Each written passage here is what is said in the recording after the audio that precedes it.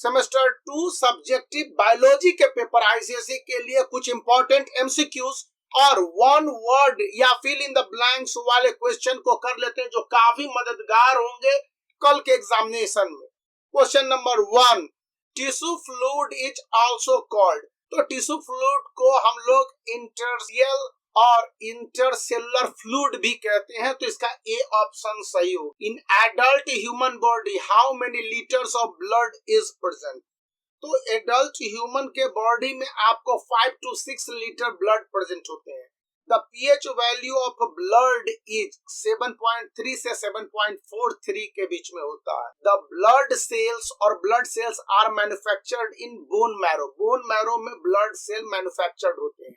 Red blood cells are also called erythrocytes भी कहते हैं। Platelets are also known as thrombocytes कहते हैं या थ्रोम्बोसाइट्स या साइट्स जो भी स्पेलिंग है। Leucocytes are also well known as, आपको व्हाइट ब्लड सेल ल्यूकोसाइट्स कहते हैं।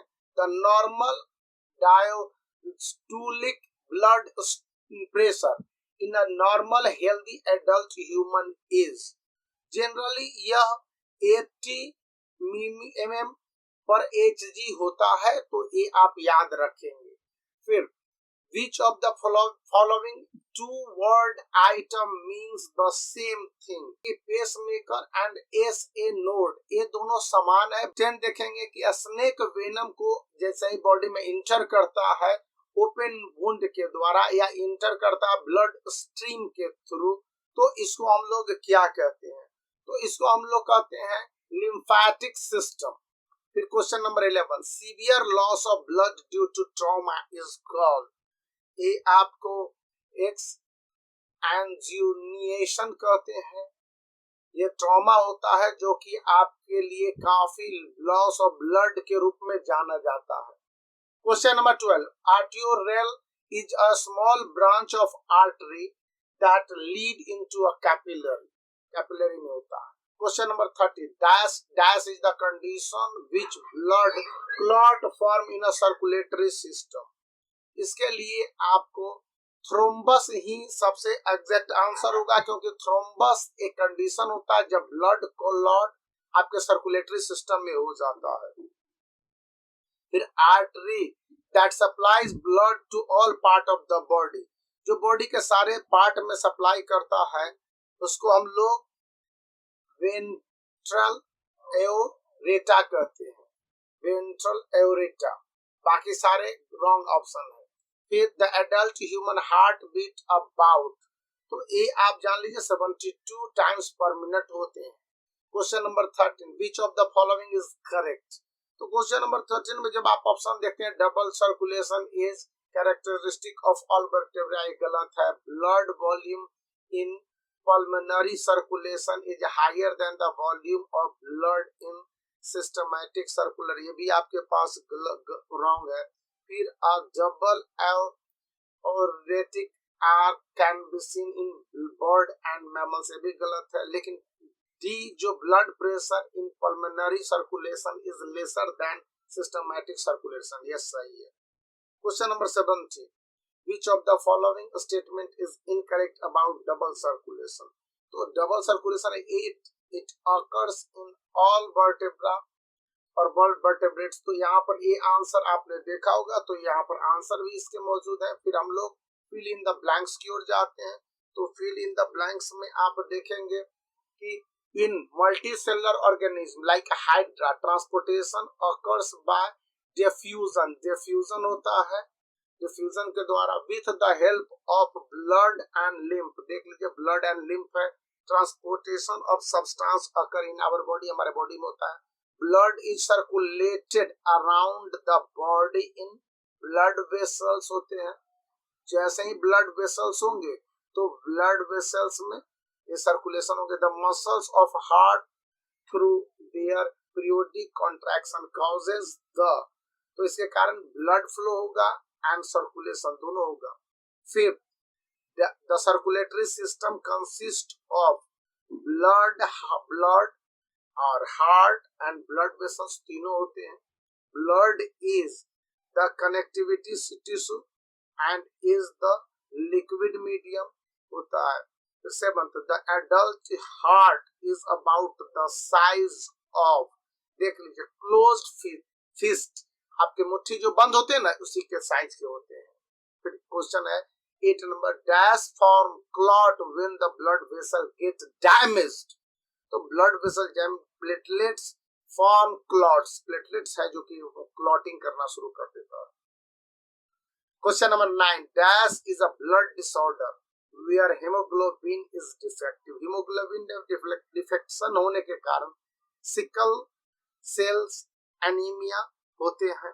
फिर 10th, first heart sound is called लब, लब डब, लब डब होता है ना, तो लब होता है, सेकंड को डब कहते हैं, लब डब लब डब। अब है कि the soluble protein present in the blood plasma and respiration responsible for clotting, इसको हम लोग करेंगे फैब्रिनोजेन, इसको हम लोग फैब्रिनोजेन कहते हैं, फैब्रिनोजेन। सेकेंड है the process by which leucocytes engulf and destroy the bacteria, इसको कहते हैं फैगोसाइटोसिस।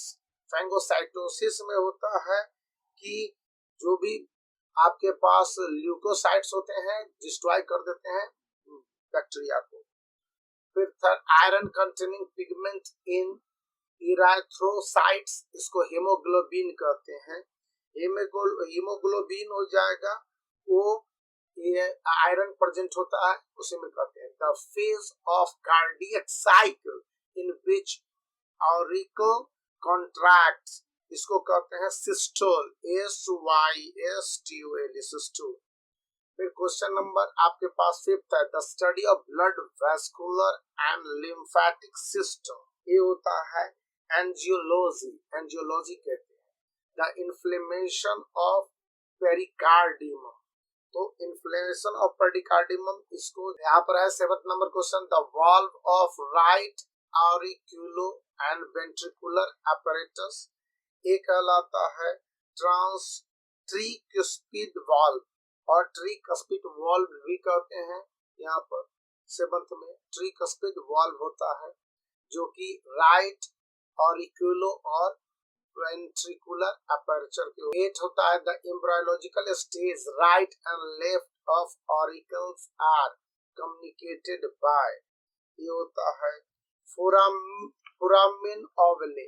फोरामेन ओवले में एक ऐसा संभव होता है या इसी को वाल्व कहते हैं जो राइट ऑरिकुलो और वेंट्रिकुलो में आपके वर्क करते हैं। फिर in embryology stage right and left auricles are communicated by, in embryo stage right and left auricles are communicated by, इसको कम्युनिकेट करने के लिए फोरामेन वाल्व होते हैं, फोरामेन वाल्व के थ्रू कम्युनिकेट करते हैं। इससे पहले का क्वेश्चन 7th नंबर था वो कि the valve of right and auriculo ventriculo aperture, इसको हम लोग ट्राइकस्पिड वाल्व भी कहते हैं।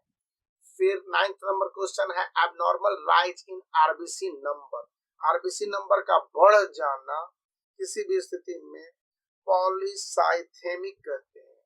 फिर the first sound of heart is लब, सेकंड साउंड को डब कहते हैं। फिर क्वेश्चन नंबर 11 है कि any vein which start from an organ and end in another organ beside the heart, ये कहलाता है hepatic portal vein, hepatic portal vein. फिर क्वेश्चन नंबर 12 है the kind of blood vessel which has no muscular wall, इसको blood capillaries कहते हैं। Blood capillaries होते हैं ना, वो यहाँ पर काइंड ऑफ ब्लड वेसल्स होते हैं। फिर 13th नंबर क्वेश्चन है कि any artery which carries impure deoxygenated blood, इसको कहते हैं पल्मोनरी आर्टरीज। फिर the kind of blood cells which can squeeze out through the wall of one category of blood vessels, जो स्क्वीज कर देते हैं, इसको हम लोग व्हाइट ब्लड सेल कहेंगे, WBC कहेंगे। ये काइंड ऑफ ब्लड सेल होता है। तो ब्लड सेल आपके पास है RBC, WBC, प्लेटलेट्स है। Question number 15 common blood vessels formed by the union of capillaries।